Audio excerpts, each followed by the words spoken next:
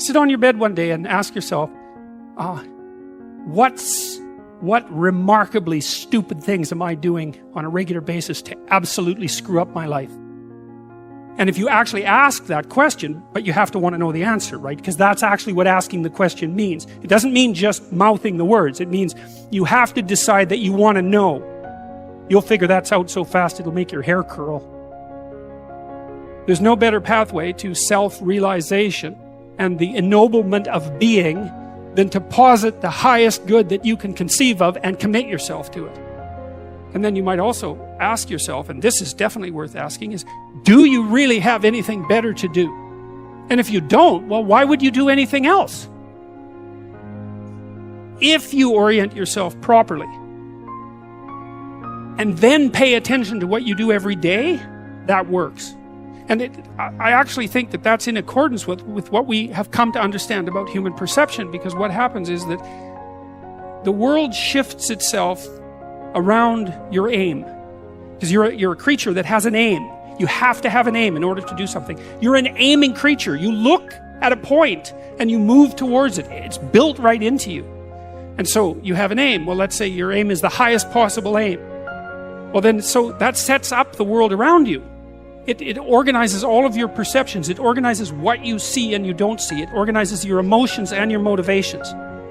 So you organize yourself around that aim, and then what happens is the day manifests itself as a set of challenges and problems, and if you solve them properly, then you stay on the pathway towards that aim, and you can concentrate on the day, and so that way you get to have your cake and eat it too, because you can point into the distance, the far distance, and you can live in the day. And it seems to me that that makes every moment of the day supercharged with meaning. That's how, because if everything that you're doing every day is related to the highest possible aim that you can conceptualize, well, that's the very definition of the meaning that would sustain you in your life. Well, and then the issue is, well, back to Noah. Well, all hell's about to break loose and chaos is coming. It's like when that's happening in your life, you might want to be doing something that you regard as truly worthwhile. Because that's what will keep you afloat when everything is flooded. And you don't want to wait until the flood comes to start doing that, because if your ark's half built and you don't know how to captain it, the probability is very high that you'll drown. Ask, and it shall be given you. Seek, and ye shall find. Knock, and it shall be opened unto you. For everyone that asketh receiveth, and he that seeketh findeth, and to him that knocketh it shall be opened. That sounded pretty optimistic again. But again, I think it's a description of the structure of existential reality. When I'm in my clinical practice and I observe, and this is also the case with my students, is, let's say, people's lives aren't what they would like them to be. And so then you ask why? Well, forget about tragedy and catastrophe, because that's self-evident, and we're not going to discuss that. Although the degree to which you bring about your own tragedy is always indeterminate. But I would never say that every terrible thing that is visited on a person is something they deserved. I think that that's a very dangerous presupposition, especially because everyone gets sick and everyone dies. But one of the main reasons that people don't get what they want is because they don't actually figure out what it is. And the probability that you're going to get what would be good for you, let's say, which would even be better than what you want, right? Because, you know, you might be wrong about what you want easily, but maybe you could get what would really be good for you. Well, why don't you? Well, because you don't try. You don't think, okay, here's what I would like if I could have it. And I don't mean, you know, in a way that you manipulate the world to force it to deliver you goods for status or something like that. That isn't what I mean. I mean something like, imagine that you were taking care of yourself like you were someone you actually cared for. And then you thought, okay, I'm caring for this person. I would like things to go as well for them as possible. What would their life have to be like in order for that to be the case? Well, people don't do that. They don't sit down and think, all right, you know, let's figure it out. You've got a life. It's hard, obviously. It's like 3 years from now, you can have what you need. You got to be careful about it. You can't have everything. You can have what would be good for you, but you have to figure out what it is, and then you have to aim at it. Well, my experience with people is if they figure out what it is that would be good for them, and then they aim at it, then they get it. And it's strange because they don't necessarily, it's a strange thing. It's not quite that simple because, you may formulate an idea about what would be good for you, and then you take 10 steps towards that and you find out that your formulation was a bit off, and so you have to reformulate your goal. So you're kind of going like this as you move towards the goal. But a huge part of the reason that people fail is because they don't ever set up the criteria for success. And so, since success is a very narrow line and very unlikely, the probability that you're going to stumble on it randomly is 0. And so there's a proposition here, and the proposition is, if you actually want something, you can have it. Now, the question then would be, well, what do you mean by actually want? What? And the answer is that you reorient your life in every possible way to make the probability that that will occur as certain as possible. And that's a sacrificial idea, right? It's like, you don't get everything, obviously. But maybe you can have what you need. And maybe all you have to do to get it is ask. But asking isn't a whim or today's wish. It's like, you have to be deadly serious about it. You have to think, okay, like I'm taking stock of myself. And if I was going to live properly in the world, and I was going to set myself up such that being would justify itself in my estimation, and I don't mean as a harsh judge, exactly what is it that I would aim at? And so the issue is not so much the blindness of others, even though there's as much blindness among others as there is for you. But the issue here, the advice here, the description here is you should be concerned about what's interfering with your own vision first. And you should leave other people the hell alone in relationship to that. And so if your mode of being in the world is, if you would just act better, things would improve for me, or if you identify the evil and the catastrophe as something that's outside, that someone else needs to fix, or that someone else is responsible for, then you're not going to fix that. And you're going to remain blind to the things that you're doing and not doing that make things not go well. And so it's just better to think, all right, I'm probably blind in many, many ways. And maybe there are some ways that I could rectify that, because it's highly probable that you're blind in all sorts of ways. I mean, it's in fact, it's virtually certain. And so it's just more useful to think, how is it that I'm wrong in this situation? How do we come to know ourselves in terms of our personalities and, more importantly, potential? One of the first ways to come to know yourself is to understand that you don't. You can learn to kind of watch yourself like you're watching a stranger. So you have to understand that you don't know who you are. And that's not easy to understand because you think you know. But then, you remember you can't control yourself very well. You're not very disciplined. You're full of flaws. Maybe you don't know yourself as well as you think. But it's hard to get low enough to understand how deeply it is the case that you are ignorant about who you are. Now there's an upside to that too, which also is that you're also ignorant about who you could be. And so the discovery of that, is some reward for the horror of determining who you actually are. Then you watch yourself. You watch yourself like you're watching a stranger. You watch what you say and you listen. And you think, well, what sort of person would say that?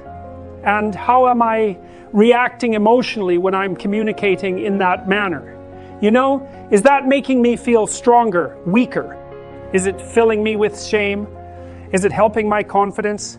Am I laying out a lie? Am I deceiving myself and other people? Am I adopting this personality at parties that is designed to impress and to amuse, and it comes across as nothing but self-centered narcissism? What are my dark fantasies? What are my aggressive fantasies? What is it that I'm willing to do? What am I interested in so that I'll spontaneously pursue it? What do I procrastinate about, and why? What am I unwilling to do? What do I think is good? What do I congratulate myself for accomplishing? And what do I berate myself for failing to confront and to implement? Those are all incredibly complicated questions, and you don't know the answers to them. So that's a start. And then in terms of potential, well, you'll discover a little bit more about your potential as you discover who you are, especially the darker parts of yourself, because then you discover your potential for mayhem. There's some real utility in that. You know, a discovery that you're dangerous. It's such a useful discovery. It's actually something that strengthens you, because the first thing that a realization like that can in fact produce is the ambition to incorporate that danger into a higher order personality. And that can make you implacable. I can make you someone who can say no when you need to say no. You know, that can make you someone who won't avoid necessary conflict. And so that's unbelievably useful. And so that's one of the potentials that you might discover. The other thing you do to discover your potential is to, well, you challenge yourself. You know, it's like, take a bit of a look at yourself and think about what's not so good that you could improve, that you should improve by your own standards and that you would improve, you know, and set yourself a little goal. You know, maybe you're not studying at all at your university, or maybe you're at work and you've got this stack of paper there, you know, and you haven't looked at that damn stack for like a month, and you know that you should be, and you're bothering yourself at night because you're avoiding that. It's like, maybe think I've avoided that stack of paper completely for 1 month. I'm quite a coward when it comes to whatever snakes might be hidden in that stack of paper. How about tomorrow? I just put that stack of paper in front of me on my desk, and I glance through it for 15 seconds. See if I can do that. It's like, well, you set yourself a goal of improvement. You know, it's a humble goal. There's things you could do to improve, and you know what they are. And there's small steps that you could take, that you might take, that would put you in that direction. And then the question is, are you big enough to take those small steps? You know, are you capable of grappling with the fact that you're fundamentally flawed to the point where you have to break things down into almost childlike steps in order to manage them? And the answer to that is, yeah, you are. Most people have things they avoid, you know, and they're afraid of. So I would say to some degree it's the lot of everyone. People vary in the degree to which they've conquered that. And you do meet people from time to time who are extraordinarily disciplined, but most of the time they've got disciplined in exactly this manner. It's through slow incremental improvement. And then you challenge yourself. It's like, well, could I do this? That would be better. And you find out. And then you think, well, is there something slightly larger and more challenging that I could do? That would be better. And you try it and you find out, and as you try it and you find out, generally you get better at it and you can take on larger and larger challenges. You know, you take responsibility for yourself. That's part of standing up straight with your shoulders back. It's like, take on the world, man, but only at the level that you can manage. When you're ignorant and biased and deeply flawed and immature, it's where everyone starts. You don't want to bite off more than you can chew, but it doesn't mean that you can't wrestle with. It's part of reality, you know, some part that's small enough so that you have a good shot at victory. Then you attain victory over some small part of the chaos, and then you're the person who's victorious over chaos. You're just a beginner, but that's who you are. And then maybe you can get unbelievably good at that. And you do that by challenging yourself humbly at the level that you're able to function. It's easier to understand if you think about a child that you're trying to rear properly, and you want to make that child, help that child reveal their highest potential, whatever that is, whatever that means. And what you do is, you don't set them a series of impossible tasks in the hope of undermining their self-confidence. You form a relationship with them that is predicated on your interest in their highest mode of being. And then you offer them challenges that are precisely optimized to their ability, right? So they can do them, but they have to stretch the two elements of their ability would be what they can do and what, and how much they're capable of transforming what they can do. And an optimal challenge stretches you to the end of what you can do, and then into the domain of how you can transform. You have to be humble and wise enough to understand that you might have to aim pretty damn low, especially in those places where you're not functioning well. And it might be so embarrassing that you can't bring yourself to fathom that that's actually who you are. You need the loss of that ergot ego, because it's precisely what's interfering with your movement forward.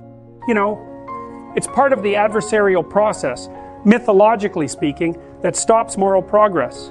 You're too proud of who you think you are to notice what you're like so that you could change properly. You don't want to sacrifice that part of yourself. It's probably associated with some delusion that helps you maintain a positive, although very fragile, self-image.